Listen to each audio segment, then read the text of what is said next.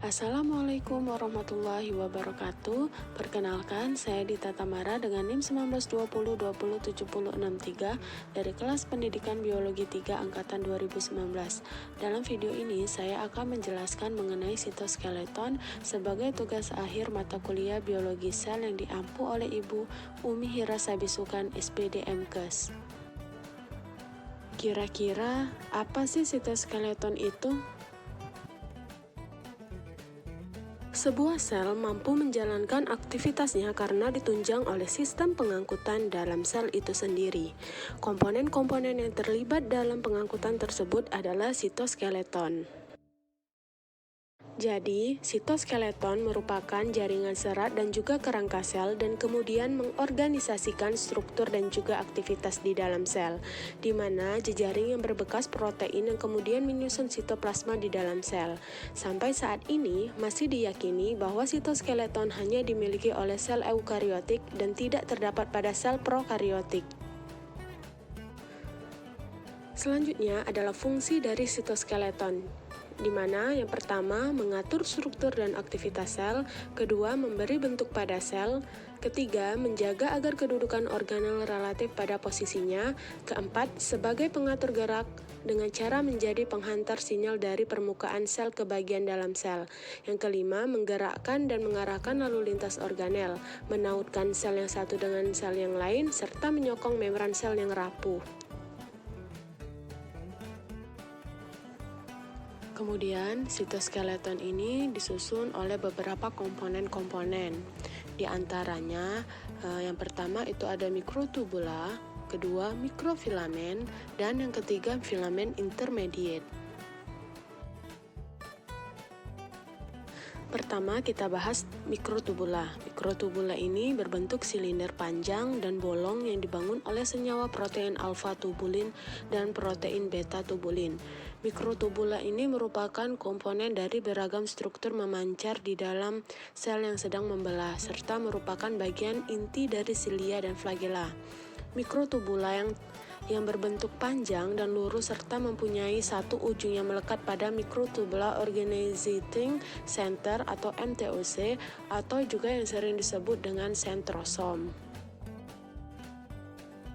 Berikut ini adalah gambar dari filamen aktin, mikrotubula, serta filamen intermediate yang merupakan komponen penyusun dari sitoskeleton. Mikrotubula ini terbuat dari subunit protein tubulin. Subunit ini sendiri merupakan heterodimer yang terbentuk dari dua protein globural yang disebut dengan alfa-tubulin dan beta-tubulin. Bisa kita lihat sama-sama, terdapat pada gambar itu terlihat ada alfa-tubulin dan beta-tubulin yang merupakan subunit penyusun dari mikrotubula. Selanjutnya, kita akan membahas bagaimana mikrotubula itu terbentuk. Pembentukan mikrotubula itu diawali dengan tahap pertama yang disebut dengan nucleation atau pemusatan.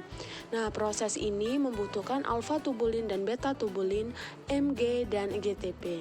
Selama tahap ini, satu molekul alfa-tubulin dan beta-tubulin bergabung membentuk heterodimer atau dimer tubulin. Nah, tahap selanjutnya itu tahap kedua atau yang sering disebut dengan elongation atau pemanjangan. Pada tahap ini, oligomer yang satu menempel dengan oligomer yang lain, sehingga banyak membentuk oligomer yang tampak tersusun memanjang menjadi sumbu silindris atau berbentuk tabung memanjang dan disebut dengan protofilamen. Selanjutnya kita bahas jenis-jenis mikrotubula berdasarkan aktivitasnya. Pertama, ada mikrotubula terikat protein MAPS. Kedua, mikrotubula sebagai pendukung struktur dan pengatur. Ketiga, mikrotubula sebagai agen pergerakan intraseluler. Keempat, mikrotubula pusat pengaturan atau MTOCC.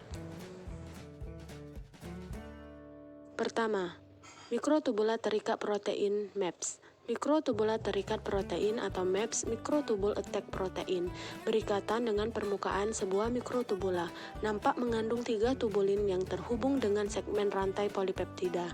Bagian ekor molekul MAPS berfungsi untuk berinteraksi dengan komponen seluler yang lain. Bisa kita lihat, ini adalah gambar mikrotubula terikat protein MAPS. Kedua, ada mikrotubula sebagai pendukung struktur dan pengatur. Sebaran mikrotubula di dalam sel membantu menentukan bentuk sel. Pada sel hewan, mikrotubula meluas secara radial dari daerah sekitar nukleus. Keadaan ini memberi bentuk bulat pada sel.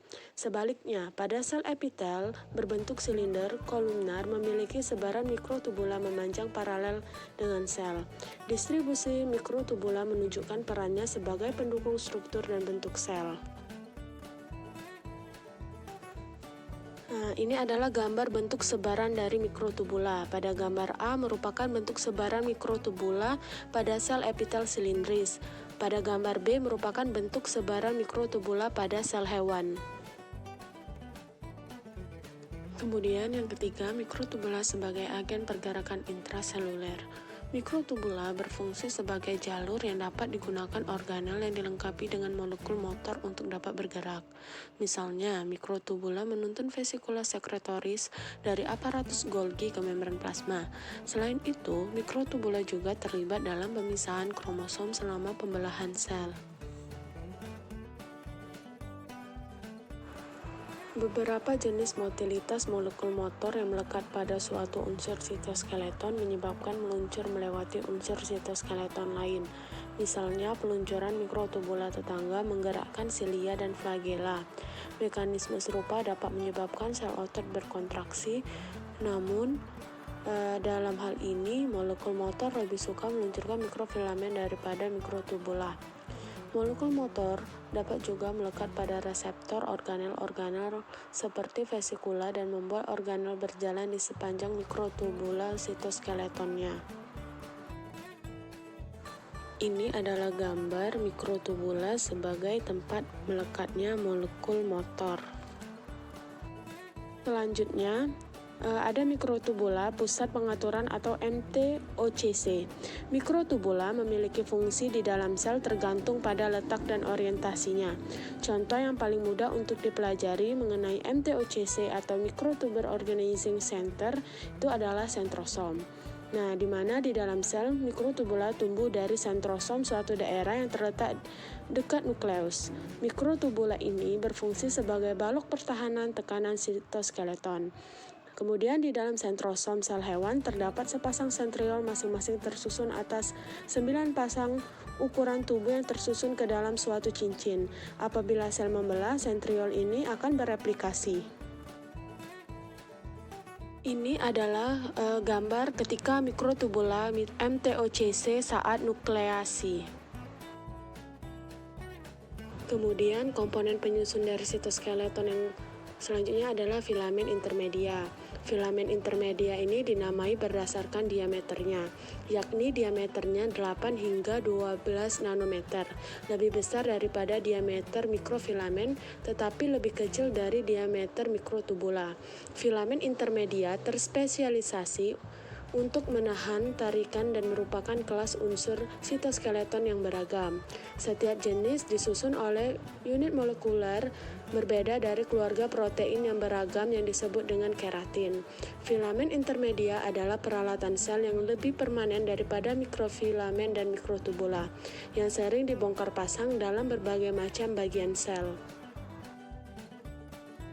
Baiklah, selanjutnya saya akan menjelaskan bagaimana proses terbentuknya filamen intermedia. Bisa kita lihat gambar di samping merupakan proses terbentuknya filamen intermedia.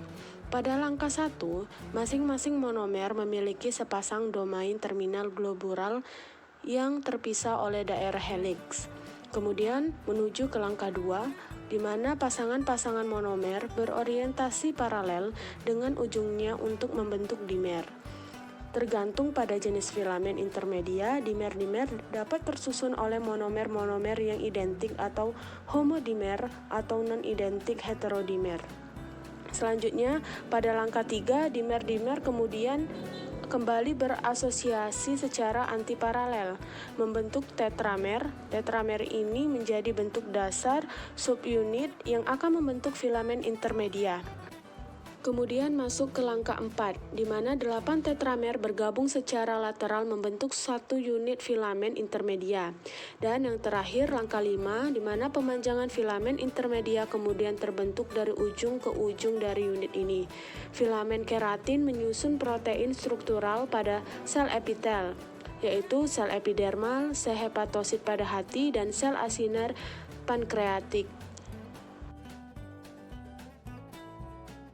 Tidak seperti mikrofilamen dan mikrotubula, filamen intermediate mempunyai struktur kimia yang beragam yang dikode dari sekitar 70 gen yang berbeda. Berdasarkan jenis sel yang mengandung filamen ini, terdapat 5 jenis protein, yaitu desmin di dalam sel otot, vimentin di dalam sel mesenkim, sitokeratin di dalam sel epitel, neurofilamin di dalam sel saraf, dan glial fibrillary acidic di dalam sel astrosit. Nah, bisa kita lihat ini adalah tabel sifat-sifat dan sebaran protein utama filamen intermediate pada mamalia, di mana terdapat keratin, keratin asam, keratin basa, kemudian ada vimentin, desmin, kemudian ada GFAP, perifin, protein neurofilamen, nestin, dan lamin. Baiklah, komponen penyusun sitoskeleton yang terakhir adalah mikrofilamen. Mikrofilamen atau filamen aktin adalah bagian dari kerangka sel atau sitoskeleton yang berupa batang padat berdiameter sekitar 7 nanometer dan tersusun atas protein aktin, yaitu suatu protein globular. Aktin adalah protein globular dengan berat massa 42.000 Dalton yang merupakan protein terbanyak yang terdapat dalam sel eukariota, hampir 5% dari seluruh protein sel. Dalam bentuk monomer disebut aktin G, jika terakit dalam bentuk filamen disebut aktin F. Aktin sifatnya labil, artinya mudah terakit dan mudah terurai. Baiklah, itulah penjelasan yang bisa saya sampaikan. Apabila ada kesalahan, saya mohon maaf. Kepada Allah saya memohon ampun. Saya akhiri. Wassalamualaikum warahmatullahi wabarakatuh. Terima kasih.